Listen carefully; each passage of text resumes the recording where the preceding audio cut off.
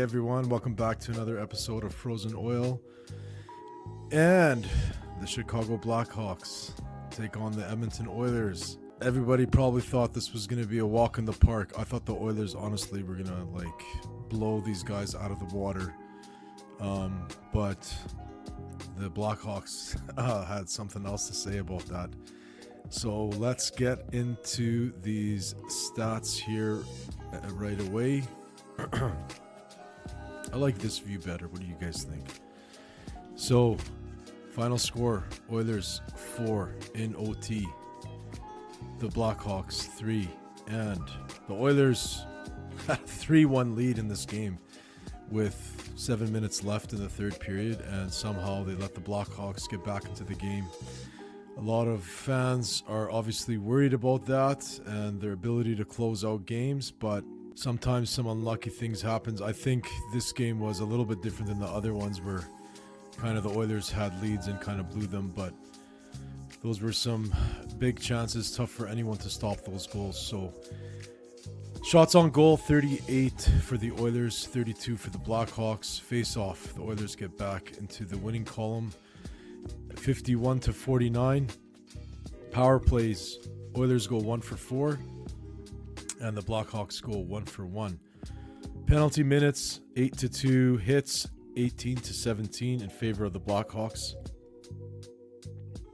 So, another single-digit hitting performance for the Oilers. And I don't know what you guys feel, but personally, I think if the Oilers can kind of get some more physicality in their lineup at the trade deadline, that would be a huge boost. I don't know if we're going to have room for all these players, to be honest with you. It seems like there's a lot of rumors floating around there that we're going to be getting this guy or that guy, and I really don't like to talk about it till it actually happens, because rumors are just that, they're rumors. But if something, is going to happen, hopefully it is someone that comes with the lineup that is a physical player that can get this hits department up. I mean, again, single digits, 18-7 in favor of the Blackhawks. Blocked shots 17-8 in favor of the Oilers, and giveaways 16-12, takeaways 5-4, both as well in favor of the Blackhawks. So it was one of those games where it was a late start, it got pushed even further. And the first period was, as far as from a entertainment perspective goes, it was pretty boring, to be quite honest with you. And then things obviously changed in the second and third period. Let's take a look at some of these goals. We're going to try a different method here for some of these goals, because every time I use YouTube, it seems that I'm getting a flag when I show these highlights. So let's see if this works here. So obviously, first,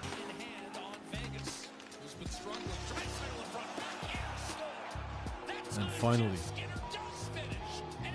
Jeff Skinner. He had a really good opportunity earlier in the game, and it just didn't work out for him.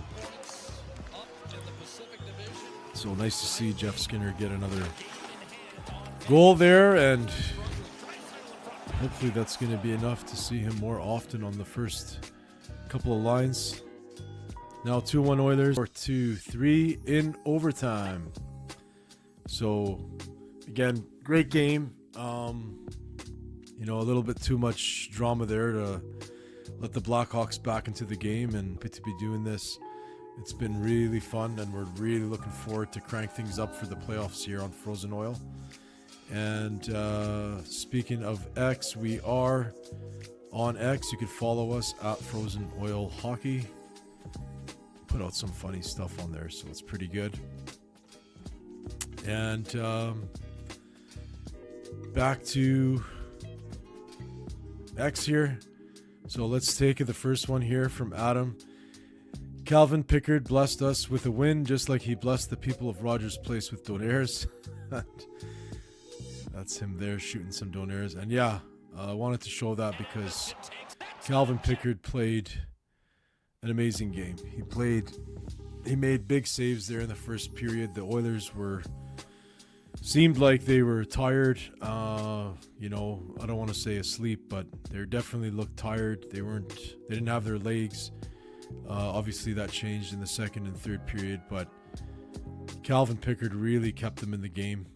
He had a great game, I thought, as far as, overall. A couple of those goals at the end there were tough for him to stop, but like I said, he made the saves when it counted, and the Oilers get the win.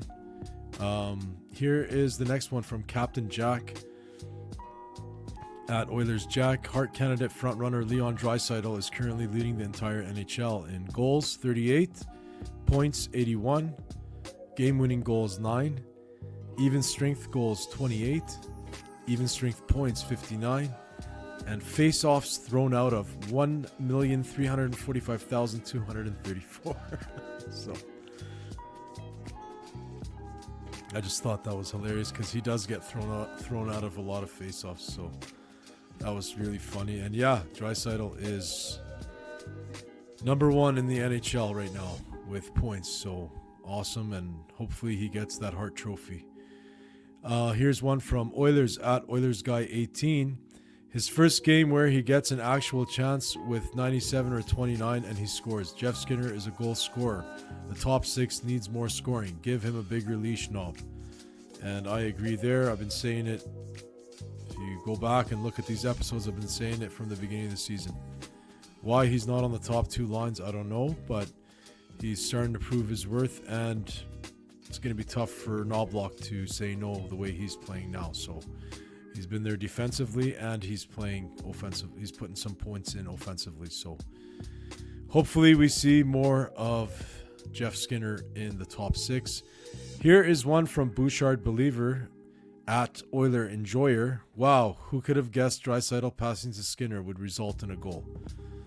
Again, another shot from the Oilers faithful at why is he not in the lineup? He's got to remember too, like, we didn't sign Dylan Holloway because we needed room.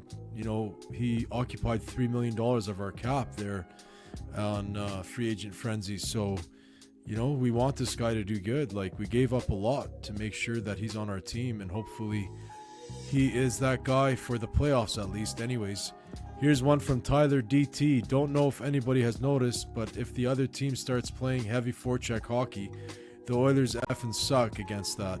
Gonna be horrible for us in the playoffs. The Hawks and Blues have owned us in the physicality and forecheck department.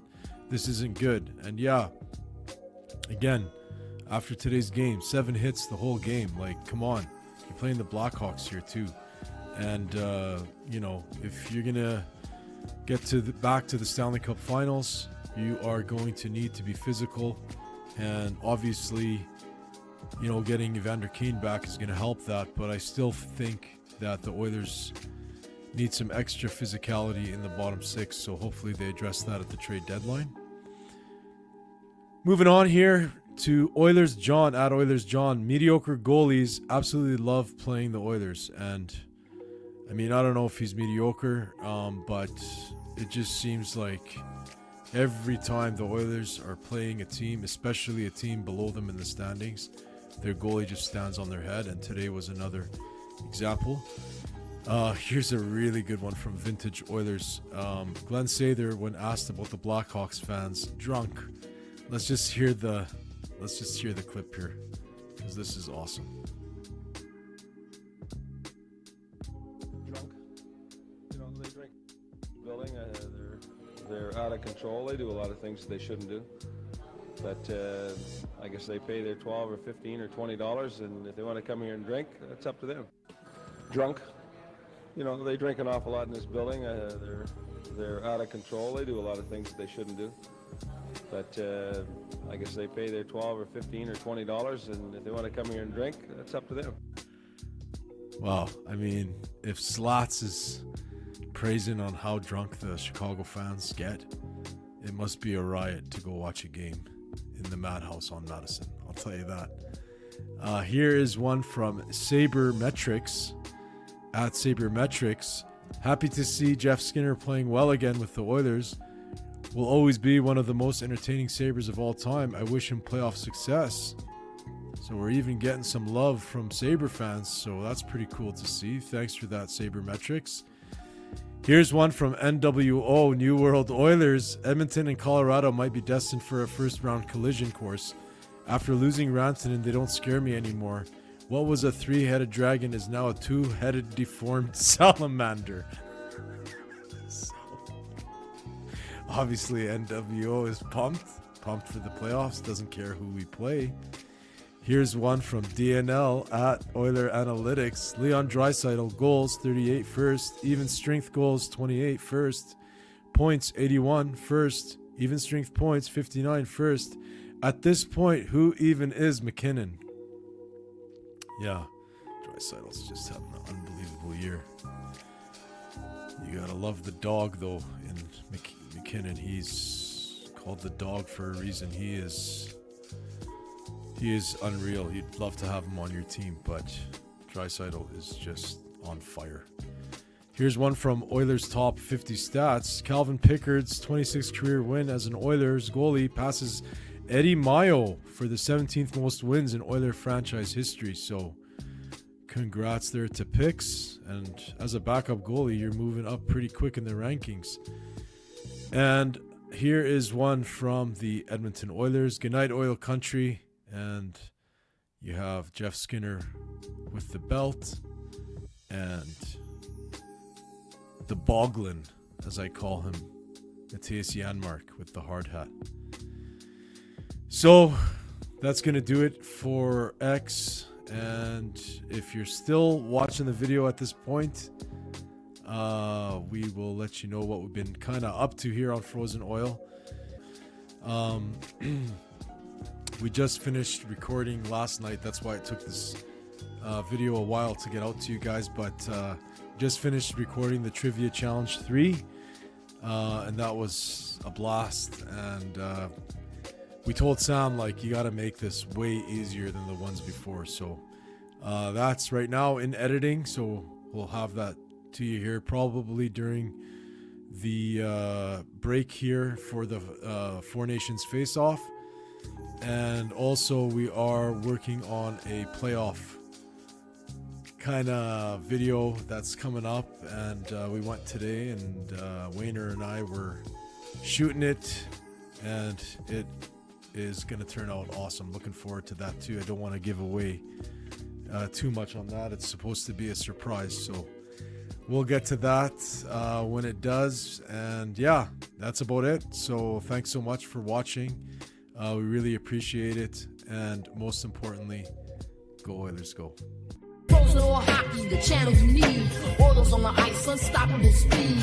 Chasing the cup, we're gonna succeed. With David leading, we're built to exceed. Frozen Oil Hockey, Frozen Oil Hockey.